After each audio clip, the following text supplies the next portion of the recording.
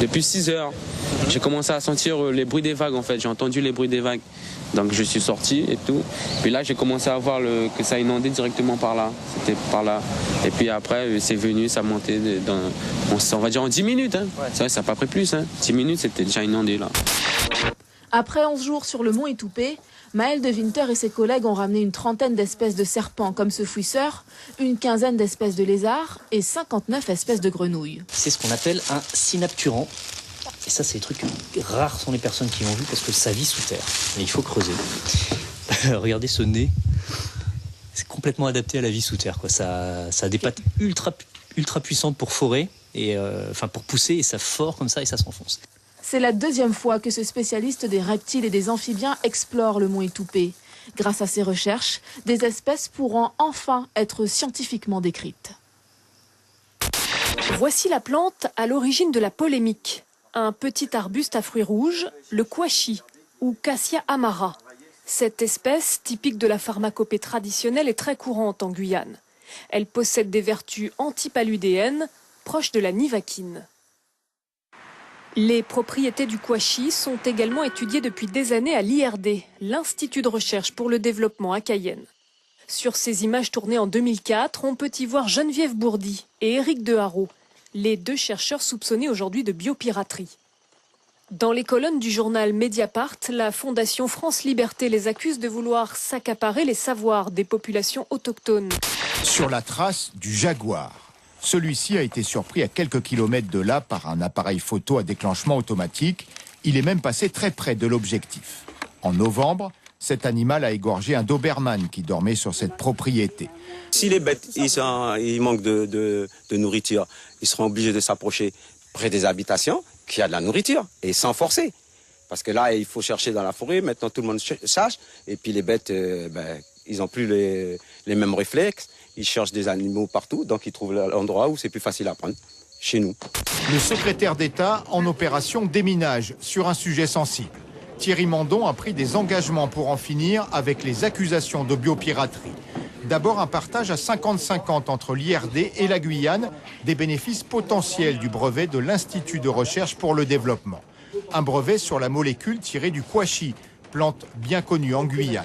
Plage et mer sont belles, mais pour y accéder, que d'efforts, car il faut tout d'abord être en mesure de surmonter son dégoût dû aux odeurs pestilentielles et aussi être capable de trouver son chemin entre sacs plastiques éventrés et autres tessons de bouteilles menaçants. Quel que soit le site aujourd'hui, on retrouve les déchets un peu partout, donc on fait avec. Même si on a un travail de pédagogie à faire pour faire avancer les choses, mais c'est notre réalité, donc on fait avec. C'est une invitation à la découverte qui est faite aux visiteurs dans ce cadre idyllique. Un jardin façonné par la main de l'homme sur plus d'un hectare. Un hectare 320 mètres carrés de verdure qui ravit les yeux, mais aussi le palais. Cette petite fleur blanche, le bégonia, est comestible. Donc là, on a un petit bégonia sauvage de Guyane. Et la plupart des espèces de bégonia font des fleurs qui sont sublimes, mais qui sont aussi tout à fait comestibles. Un petit goût acidulé qui est très, très agréable. Tortues luttes et tortues vertes viennent pondre en moyenne 4 fois par saison. C'est là, sur la plage de Yalimapo, qu'elles creusent un trou pour y déposer leurs œufs. La loi interdit leur consommation et leur commerce.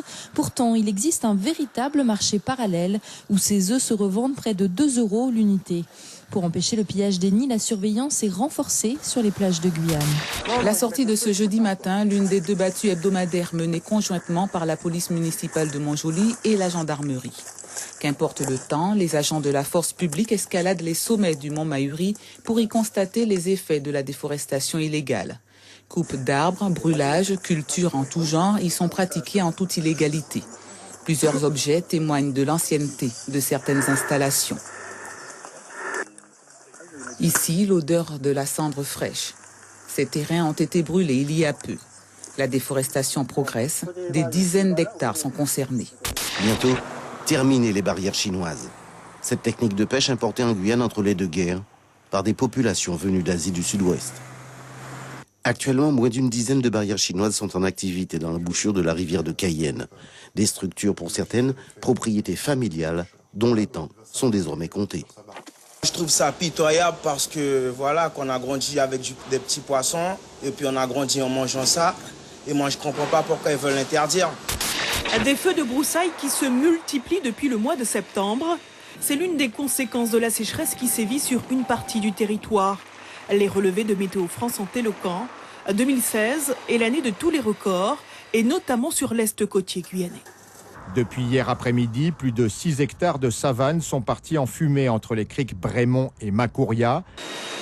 615, c'est le nombre de feux de végétation intervenus cette année. C'est particulièrement au mois de septembre que la situation s'enflamme.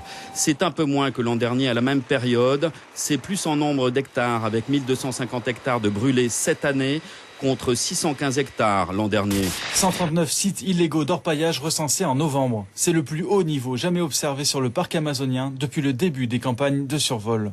Dans son dernier rapport, le parc détaille le résultat de cette reconnaissance en hélicoptère, la 3e de l'année.